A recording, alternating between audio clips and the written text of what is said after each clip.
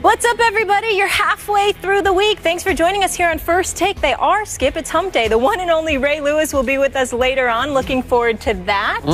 Skip Bayless, Stephen A. Smith. I'm Molly Karam. Good day, gentlemen. Welcome back to Bristol, Connecticut. Yeah. Love it when you're here. I want to know, what do you think you're doing? Cheering for the Denver Broncos? What you doing with those colors on it? Well, I love it. I'm trying to compete with you, Stephen G.Q. Smith, right?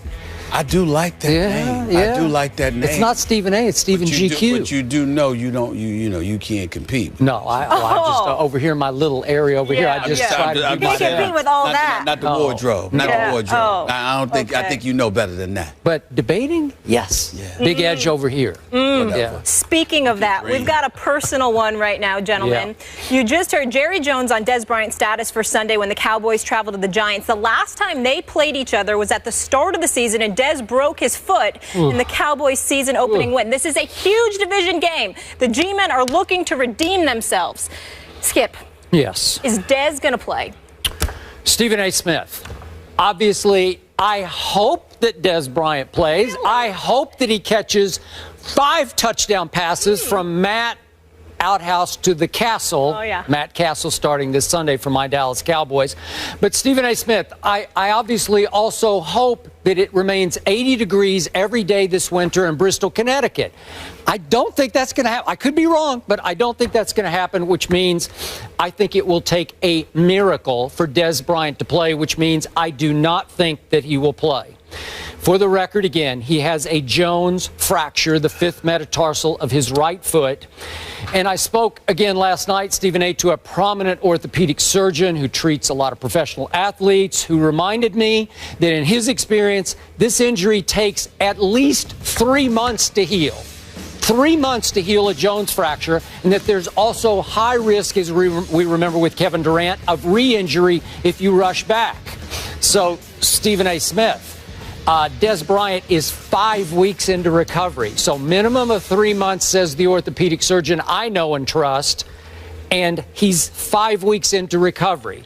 Now, he did try the new experimental stem cell treatment, in which you obviously take some stem cells from some fatty tissue somewhere in your body, maybe your love handles, and you inject it. Well, that's the best place to take them. You don't have any of those. No, I don't have them, but Stephen A. has small ones anyway. I do. Yeah, small ones. You're not the only one. Okay. I do. So you take your stem cells from some fatty portion of your body and you inject it into where the injury occurred or the surgery happened, and you hope that it miraculously speeds recovery. There's no data on how that will do because it's so new that I can't tell you what's going to happen, but it was shocking to me that according to the Dallas Cowboys, I'm going to have to trust their word on this, Dez Bryant has been doing running drills on the field, power running drills, and that they are hopeful that he at least can try to practice this week. If you want to know my gut feeling truth here, Stephen A., and I'm always objective about my Cowboys as opposed to how other people are not objective about the teams they love, but in my case, I'm here to tell you I'm starting to believe Jerry Jones is just messing with the New York Football Giants. He's just trying to push them to prepare for the possibility, the long shot possibility, that the best receiver in pro football, Dez Bryant, will somehow miraculously emerge Sunday late afternoon at the Giants Stadium and play very well.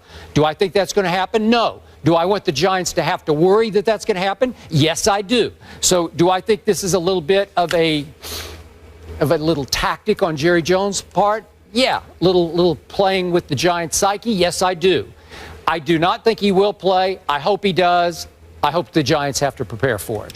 You know, it's interesting, and I appreciate you starting off the show with this subject. Usually, I'd be nauseated about talking about the Cowboys. Yeah, that's true. But in this particular instance, it does not bother me because I find it absolutely comical that this is a relevant subject in your mind. And the reason why I feel that way, Skip Bayless, is because it's interesting how you just acknowledged that Jerry Jones was playing games. This is what the Dallas Cowboys have resorted to, playing games, trying to stall injury reports from coming out, trying to give the impression, well, maybe if they think that Dez Bryant is going to play, it'll hamper their preparation for the game. It could. That would put us in an advantageous position. Yes. It just once again shows how pathetic how the Dallas Cowboys are. Yeah. Do you know, Skip, as I look at their numbers, your leading receiver is Jason Witten. He's got about 271 yards. Your second leading receiver in terms of receptions, I believe, is Cole Beasley. Your third leading receiver,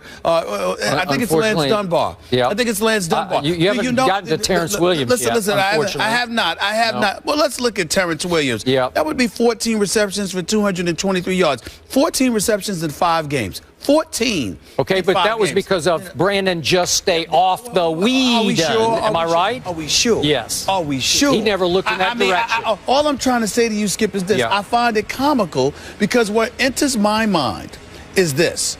Do you know that in the 6 games, or in the 5 games rather, that the Dallas Cowboys have played this season, you only have one 100-yard game from a receiver who actually wasn't a receiver, it's a running back. Lance Dunbar had 10 receptions for 100 yards. Who's my versus quarterback? The Atlanta Falcons. Yes. Outside of that, you don't have anything going on. So it just speaks to the level of desperation that the Dallas Cowboys are willing to engage in. Once again, they show their joke tendencies. Because this is what they are. Wait, are they not? And here's the deal. Who won the NFC East last year? I don't recall. Okay, I have no recollection of that right now. Yeah. I'm talking about this day, right now. So I can understand what you're coming from, where you're coming from, but all it does is basically take me to a place that I'm very familiar with being in.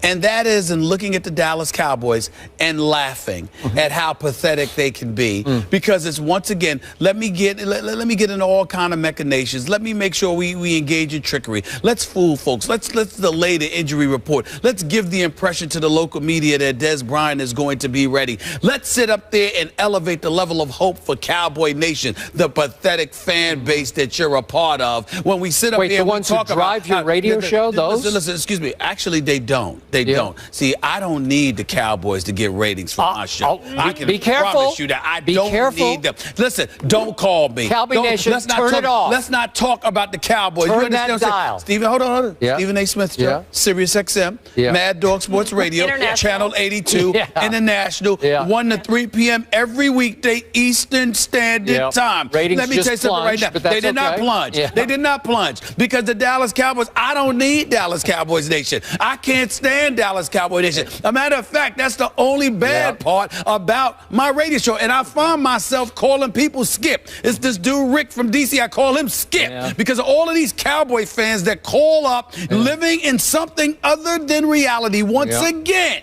this is what we're talking about here. You have literally opened the show and reminded us of some orthopedic surgeon, that gave you some advice about this. That's how desperate y'all are. I was objective about it. I was desperation. Was I not? It's desperation. I didn't say he was going to play. Because what they did, I understand that. But what you did was, well, you know what? The orthopedic surgeon tells us it's at least 3 months. But Des is practicing. Oh, no. He's a fabulous journalist. We ain't debating that about Skip Bayless. But the point is, he's been running hard, and he's got a chance, and he might defy, the expertise, the medical experts. Stem cells. Oh, please. Stem cell, whatever. From the love That's where we are. That's where you take it from.